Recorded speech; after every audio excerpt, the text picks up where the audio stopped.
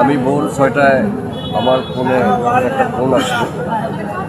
তখন আমি শুনতে পেলাম আমার গণতন্ত্রের মা দেশনেত্রী বেগম খালেদা জিয়া ভোর 6টায় ইন্তেকাল করিয়াছে।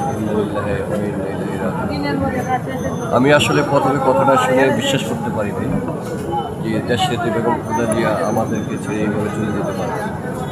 পরে আমি টিভি চ্যানেল খুলে কনফার্ম করলাম সত্যিকারে আমার নেত্রী পৃথিবী থেকে ছেড়ে বিদায় হয়ে গিয়েছে। আমি আর বিলম্ব না করে বাসা থেকে বের হয়ে সকাল 6:30টায় আমি আমার কেয়ার হাসপাতালের সামনে এসে দেখি অনেক সাংবাদিক, অনেক মানুষের সমাগম। আমি আসলে এই মুহূর্তে এই আজকের এই দিনে কী বলবো, বাসা খুঁজে পাই। দীর্ঘ পথ চলা, রাজনৈতিক পথ চলার মাঝে দেশনেত্রী বেগম খালেদা জিয়ার আদর্শ, অনুপ্রেরণা সব কিছু দেখেছি এবং মেনে চলেছি এবং রাজনীতিও করেছি। ওনার আদর্শের রাজনীতি বয়ে নিয়ে এতটি বছর রাজনীতি করে আসছে।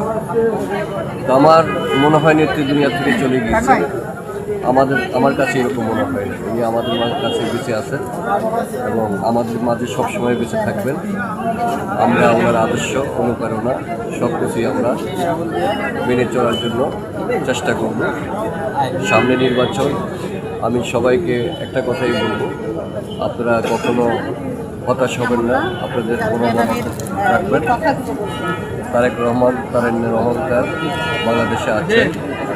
আমরা ওনার এই শোকাহত জীবনে আমরা ওনার যাতে শক্তি এবং বলিষ্ঠভাবে আমাদেরকে পথ চালায় রাজনীতি নিয়ে যেতে পারেন সেই আশাবাদ ব্যক্ত করি।